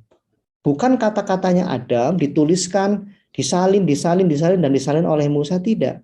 Tapi Musa menceritakan kembali. Nah, Alkitab kami, Pak, itu bukan perkataan selamat pagi, selamat sorenya Allah Bapa, bukan. Beda dengan Quran Anda yang memang perkataan AIWO-nya Allah Anda. Kalau Alkitab kami ini ditulis oleh ribuan orang, puluhan orang, ribuan tahun. Coba ya, ini saya coba share screen ya, izin ya. Supaya teman-teman Muslim mengetahui posisi Alkitab ini suka salah gitu, dipikirnya perkataan AIUEO tidak gitu loh. Oke, sebentar. Saya lompat ke kutipan dari F.F. Bruce ya. Kalau Bapak tahu istilah tentang antologis ya. Antologis itu kumpulan kisah penulis ya, kumpulan tulisan. F.F. Bruce berpendapat, sekilas Alkitab tampak seperti sebuah kumpulan karya sastra, melulu sastra Yahudi. Alkitab terdiri atas kesusastraan yang sangat beragam, termasuk diantaranya adalah sejarah, hukum, bahkan dalam hukum itu ada perdata, pidana, moral, upacara, kesehatan. Kemudian ada syair keagamaan, ada risalah pendidikan, parabel dan alegori, biografi, surat pribadi, contohnya surat-surat Rasul Paulus kepada jemaat-jemaat, kenangan pribadi, bahkan buku harian atau memoir para rasul. Selain dari bentuk Alkitabiah yang khas berupa nubuat wahyu, nah di dalam Alkitab itu tulisan-tulisan itu, sejarah, hukum dan sebagainya itu mengandung wahyu, perkataan Tuhan langsung misalnya. Nah, meskipun demikian, Alkitab bukanlah sekedar kumpulan karya tulis atau antologi. Nah, antologi itu kumpulan karya tulis dikumpulin sama orang-orang Kristen dijadiin Alkitab, tidak. Lihat nih Pak poinnya. Ada suatu kesatuan yang mempersatukan semuanya. Nah, sebuah antologi dikumpulkan oleh seorang antologis, tetapi tidak ada antologis yang menyusun Alkitab. Jadi kenapa Alkitab ini unik gitu Pak ya? Nah, ini lihat nih, Alkitab adalah unik. Ada 6 poin dalam kesinambungannya, sirkulasinya, penerjemahannya, kemampuannya dan seterusnya. Alkitab dapat dipercaya. Bibliografi ya, tadi Bapak kan masuk ke poin ini. Yang dituliskan Alkitab apakah inline dengan sejarah? Oke. Kalaupun misalnya Pak itu tidak inline, itu masih dalam konteks kewajaran. Ketika Musa menceritakan sesuatu pada zamannya, kalaupun istilah Firaun itu tidak ada di zaman Abraham, itu tidak menjadi masalah. Karena keimanan Kristen tidak pada posisi di situ, Pak. Kalau Alkitab itu tidak ada kesalahan, Tuhan pasti akan menjaga sejak awal tulisan itu dari zaman Adam, Pak. Tetapi Tuhan tidak menjaganya. Karena Alkitab itu bukan dasar iman Kristen yang sesungguhnya. Dasar iman Kristen yang sesungguhnya adalah perjanjian antara Allah dan manusia. Makanya kitab suci kami dikatakan perjanjian lama dan perjanjian baru. Alkitab adalah sarana kasih karunia. Kalau kami menyebutkan itu dalam sistematika teologi kami. Tetapi dasar iman Kristen itu adalah pribadi. Pribadi itu yang adalah yang Bapak kenal sebagai Al-Masih. Kalau di dalam kami adalah Kristus. Meskipun kami yakin Islam kehilangan sanad dalam menjelaskan tentang Al-Masih itu. Tetapi keimanan kami bukan berdasar kepada, dalam tanda kutip, ketidakbersalahan Alkitab. Tidak, Pak. Bahkan kami masih memberikan ruang ada kesalahan. Karena itulah Alkitab kami disalin. Jadi kami tidak pada posisi meributkan hal-hal sepele. Misalnya Matius menulis naik gunung, Lukas menulis turun gunung. Kami tidak masalah, bukan naik dan turunnya. Yang kami garis bawahi dari Alkitab adalah mengandung pewahyuan, yaitu tentang pribadi Yesus Kristus. Apakah betul dia Mesias yang dijanjikan? Sesimpel itu Pak dalam hal filosofi. Iman Kristen bicara tentang kemesiasan Yesus Kristus. Dan Yahudi pun bicara tentang kemesiasan meskipun menolak Yesus Kristus. Tetapi lihat Pak, kami dengan Yahudi sanadnya jelas, kemesiasan. Lalu bagaimana dengan Islam? Kehilangan sanad tentang kemesiasan. Jadi kembali ke masalah tadi Pak, mengenai Firaun Pak. Itu bukan segala-galanya buat kami. Kalaupun itu betul ya, istilah Firaun tidak di zaman Abraham, kami masih bisa menerima itu sebagai bentuk cara Musa menjelaskan ke bangsa Israel saat itu. Saya pikir seperti itu sih. Silakan ditanggapi. Silakan Pak Pami. Oh iya, tadi itu saya kan ngomong terus ada yang timpa. Jadi saya tuh bukannya mau nimpalin omongan orang. Saya duluan ngomong, jadi saya pikir saya bicara. Tapi kalau dinutup gini ya bagaimana ya?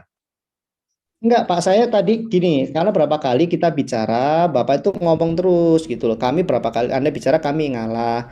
Maksudnya gini, Anda kan saya akan cari tempat. Anda sedang membahas yang konteks itu bersinggungan langsung dengan kami.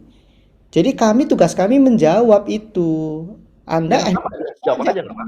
sekarang kalau kita buktikan kenapa ibunya Yesus tuh Maryam saudara Musa, Bapak juga akan kejang-kejang jelasin itu sampai kiamat juga nggak bakal jelas. Tapi kami nggak mau. Jadi ketika Anda dari dulu hanya membahas masalah ini, tiap kali diskusi CIA bahasnya tentang Firaun. Ini nggak ada perkembangan. Ini Pak Fahmi, tadi Bapak singgung tentang Sultan ya. Jadi ini pun mengalami perubahan juga Pak. Pada awalnya Sultan merupakan kata benda yang berarti kekuatan, kewenangan atau kepemimpinan. Diturunkan dari sultah yang bermakna wewenang atau kuasa. Wilayah kekuasaan sultan itu disebut kesultanan, asal tanah. Tetapi kemudian ini berubah, kata sultan ini menjadi gelar kepada manusia. Jadi sebenarnya berubah juga Pak, kata sultan itu. Bagus itu. Nah, jadi artinya gini, kalau Bapak memakai istilah sultan dari kata sultah yang artinya tadi kata benda, tapi sekarang menjadi berbeda makna, sama juga dengan kata Firaun dari kata para tadi kan, berubah arti maknanya, itu kan rumah besar, itu kata benda, tapi itu berubah menjadi gelar. Kalau di orang Batak ada juga contoh, ada satu tempat, karena di tempat ini dulu orang satu marga biasa mandi, akhirnya disebutlah tempat itu Mual Baho katanya. Jadi nama tempat itu berubah. Karena apa? Karena ada orang yang suka mandi di situ. Dia yang selalu bersihkan tempat itu untuk orang mandi di sungai itu, di mata air itu. Jadi kalau bicara nama itu kan, makanya gini Pak, belajar sejarah itu kan jangan dipotong. Jadi secara utuh. Kalau tadi kita ikuti pun data yang Bapak sampaikan tadi Pak, sebenarnya kata kuncinya ada di situ tadi. Tentang apa itu? Kata kuncinya di kata ini. Ada tadi saya tandai tadi itu. Ini. Mana tuh ya? Sebentar. Mana tadi itu? Di posisi yang udah kubaca semua ini. Kubacakan tadi karena Bapak berikan datanya. Jadi supaya kita enak diskusi kan. Ini, lihat ini Pak. Awal kerajaan baru itu. Dari sini aja kita sudah tahu. Mengapa ada awal? Awalnya dari mana? Ya dari kerajaan tua Pak. Ini ada kerajaan tengah. Kerajaan tengah ini antara kerajaan baru dengan kerajaan tua. Dari situ aja sudah bisa kita analisa bahwa Firaun itu memang sudah ada. Ada lagi di sini tadi ada dikatakan sebelum. Di mana tadi itu posisi kata itu?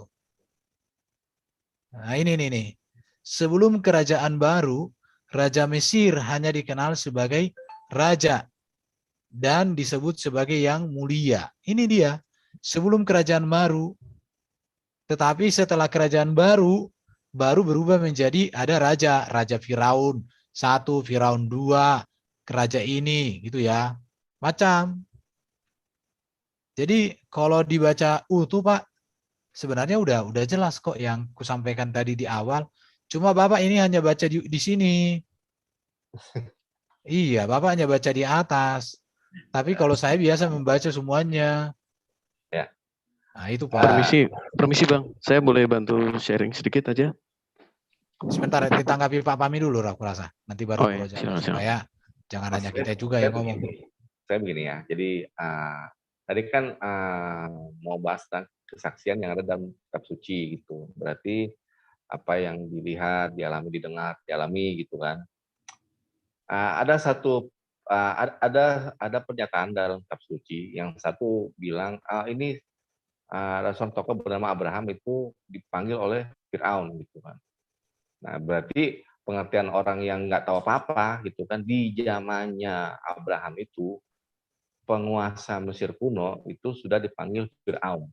Berarti ini orang ya, bukan bangunan ya, orang gitu. Karena yang memanggil itu kan pasti kan orang, masa bangunan memanggil ya. Terus tadi yang dari sumber yang kedua tadi itu disebutkan sebelum di zaman dinasti baru hanya dipanggil sebagai raja Jadi melekatnya istilah Firaun itu tuh ke orangnya, bukan ke bangunannya gitu. Nah, kalau kita lihat dari Quran sendiri Berarti itu Bapak, bentar Pak. Berarti Bapak belum menyimak. Belum menyimak, ya, Bapak. udah silakan. Saya pikir tadi udah selesai ngomongnya gitu kan. Ya udah, selesaikan. Permisi Bang. Selesaikan dulu dia. Istilah Firaun itu sepanjang Quran itu baru ada di kisahnya Musa alaihissalam. Kan di Quran itu kan disebutkan kisah Nabi Adam sampai Nabi sebutnya itu kan Ibrahim, itu nggak pernah itu bersinggungan dengan yang namanya itu Fir'aun gitu. Nanti masuk di Musa alaihissalam nanti baru ada Fir'aun gitu. Ya kan, kalau ditanya apakah mesti ada keterangan rincinya gitu kan di Quran misalnya dibilang istilah Fir'aun itu baru ada di zaman Musa, ya nggak ada. Cuma menunjukkan saja gitu kan. Kalau di siapapun dia yang menulis Bible itu kan, menulis kitab Kejadian ini, itu menganggapnya gitu semua penguasa Mesir itu dari dinasti pertama itu adalah Fir'aun. Kalau saya itu maklum aja, saya sebenarnya nggak nyalahin, maklum saja karena informasi itu kan susah sekali mau sampai gitu kan. Jadi apapun yang sampai itu ya itulah yang digunakan. Cuma seperti itu ya. Jadi nggak maksud ini kayak mau menyerang atau apa enggak. Saya cuma tampilkan saja apa yang kita sudah temukan gitu. Maksudnya manusia para peneliti yang sudah temukan. Seperti itu. Silakan. Oke, sekali tanggapi ya. Jadi begini ya.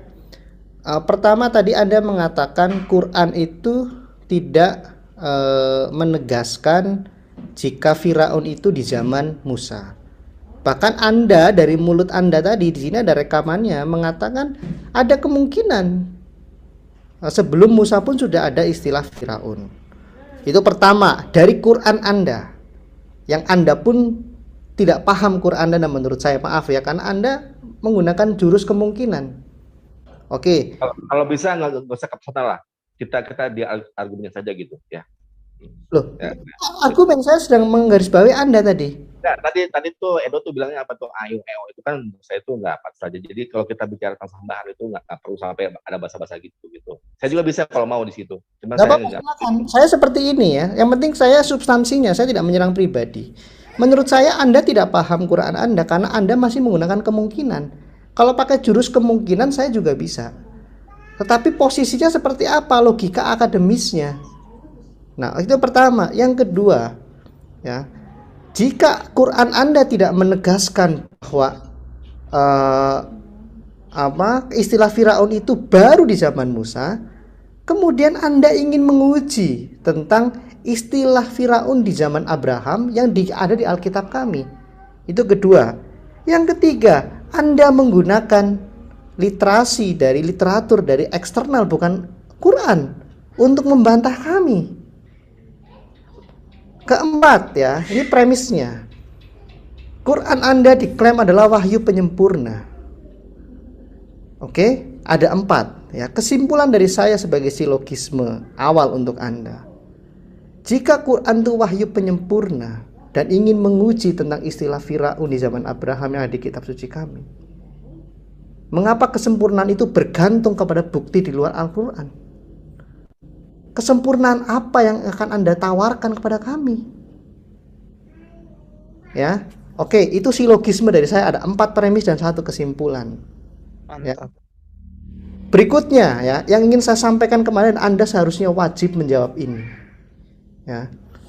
Tidak ada satupun data sejarah yang memberikan keputusan final bahwa apa yang tertulis di Alkitab, yaitu istilah Firaun di zaman Abraham, itu salah. Dan ingat ya, selalu berproses. Tadi saya sudah sampaikan. Kisah-kisah sejarah di dalam Alkitab itu menjadi bahan uji coba. Bahkan untuk membuktikan adanya Gubernur Pontius Pilatus, tidak ada dokumen sejarah yang bisa dipegang. Jadi tokoh Pontius Pilatus selama hampir 2000 tahun itu hanya bergantung kepada dokumen yang namanya Alkitab. Tetapi di abad 20 ditemukan koin yang di situ menuliskan nama Pontius Pilatus. Dan ada istilah-istilah lain termasuk kota-kota yang hilang di zaman Yesus yang tertulis di Perjanjian Baru. Ya, itu artinya kutipan atau tulisan informasi sejarah di dalam Alkitab itu valid, bisa dibuktikan. Yang jadi masalah, susah sekali mendapatkan data-data arkeologi. Itu di abad pertama, Bung. Oke, tapi bisa ya, termasuk si Galius lah, segala macam inskripsinya ditemukan lah dan sebagainya. Bahkan istilah Kristen dengan lambang ikannya dan sebagainya ada semua. Kota-kota dan itu ada semua. Nah, kita masih berproses. Apakah betul nanti ada ada bukti arkeologis yang bisa menjelaskan penggunaan Firaun itu di zaman Abraham? Ini masih berproses, belum ada keputusan final. Yang terakhir dari saya, kalau yang di Quran itu ada informasi sejarah, contoh yang paling nyata tentang tokoh yang namanya Muhammad, Nabi Anda, ada nggak bukti di luar Al-Quran yang menegaskan tentang itu? Tanyakan pada rumput yang bergoyang. Silakan. Ya, rumput bergoyang itu nggak bisa ngomong apa-apa gitu. Jadi gini aja. Simpelnya gitu ya. Oke, sebenarnya gini aja ya. Ini saya tuh sebenarnya tuh nggak, dari awal saya tuh mungkin di sini tuh salah tangkap ya. Saya tuh nggak menyalahkan. Yang saya bilang itu adalah siapapun dia yang menulis itu kitab Kejadian itu, dia menganggap bahwa semua penguasa Mesir kuno itu dipanggilnya itu adalah Fir'aun. Nah, ini keliru, Mas Fahmi. Kita sudah dapat sebentar. Tadi saya dari tadi nunggu. Kalau boleh sebentar aja, Mas Fahmi. Habis Mas Fahmi aja. Silakan dulu, udah nunggu dari tadi. Nggak, biarin Mas Fahmi dulu, gilirannya Mas Fahmi, biarin. Biar habis Mas Fahmi langsung Bro Jaka ya. Oke, silakan. Ini ya, jadi saya tuh nggak menyalahkan. Ini kayaknya dari tadi saya ngomong nggak ditangkap ya gitu. Saya cuma bilang gitu, siapapun dia yang menulis kitab Kejadian itu menganggap ya bahwa semua penguasa Mesir. Enggak, Anda jangan menyalahkan saya, protes lah. Anda jangan menyalahkan Musa dong, Musa kami dong. Anda jangan itu Anda sudah maksudnya menuduh. Jangan menyalah-nyalahkan Musa. Siapapun ini jangan. Itu nggak sopan itu, Bung. Kemana dia? Boleh saya? Siapa yang sedikit, Bang? Ada yang remove dia? Enggak ada. Oh, dia live. Udah jelaskan aja, Bro Jaka. Oke, baik. Iya. Jadi sebenarnya ini mohon maaf, ini udah pertanyaan yang bisa dibilang maaf ya. Ini pertanyaan basi gitu loh. Jadi ini sudah pernah dibahas juga kok sama Pak Bambang Nursena. Waktu itu Pak Bambang Nursena kasih analogi seperti ini. Kurang lebih seperti ini. Kita menceritakan agak mirip aja ya. Aku nggak bisa persis seperti yang disampaikan. Tapi kurang lebih seperti ini. Kita menceritakan bahwa Belanda dulu menjajah Jakarta, gitu kan. Nah, padahal namanya dulu itu bukan Jakarta, gitu. Namanya dulu itu kan Batavia, atau Jayakarta, atau Sunda Kelapa. Nah, tetapi kita menjelaskan kepada anak-anak kita dengan bahasa yang dimengerti oleh orang pada zaman kita. Jadi bukan Musa tidak tahu bahwa dulu namanya raja, tidak, tetapi Musa menjelaskan kepada zamannya, orang di zamannya. Jadi kayak saya umpamakan sekali lagi ya, Belanda menjajah Jakarta, nah, gitu kan. Orang tahu sekarang Jakarta itu di mana, tempatnya di mana. Tapi ketika ngomong Belanda menjajah Sunda Kelapa, nah orang masih, mana ya Sunda Kelapa. Nah, itulah kenapa Musa mencatat nama Firaun. Karena Firaun itulah yang yang dipahami oleh orang-orang pada zaman tersebut. Dan ini inline dengan penjelasannya Mas Edo tadi sebenarnya udah jelaskan seperti itu, tapi Bang Fahminya nggak nangkap. Aku cuma ngulangi itu aja sih. Ya, thank you Bang. Gitu aja Bang.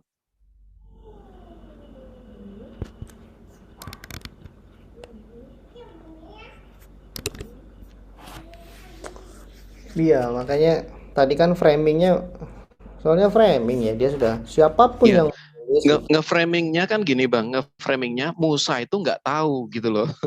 Padahal yang benar apa? Musa itu menerangkan pada orang-orang sejamannya dengan bahasa yang dimengerti oleh orang sejamannya. Masa Musa akan mengatakan pada waktu itu Ibrahim bertemu dengan rumah besar, misalnya kayak gitu. Kan nggak bisa. Bahkan di dalam hadis pun juga ada yang mengatakan bahwa Ibrahim bertemu dengan Firaun. Gimana coba tuh?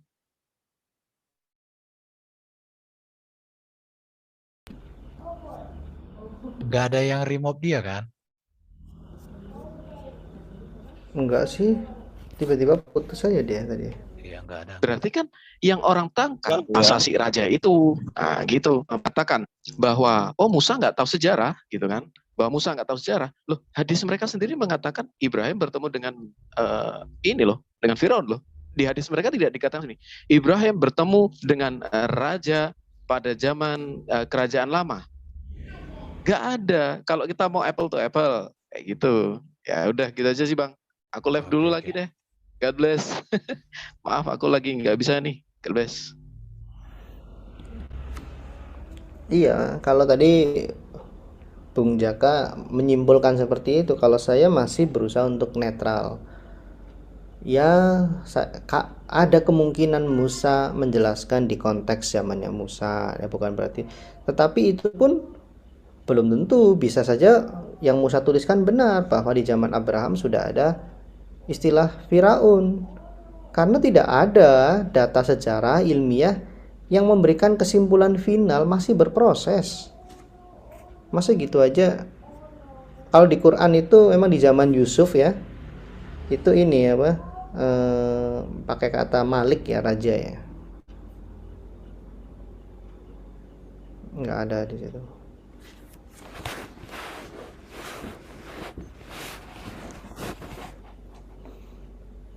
Alhamdulillah itu. Oke, itulah dulu untuk sesi malam ini. Oke.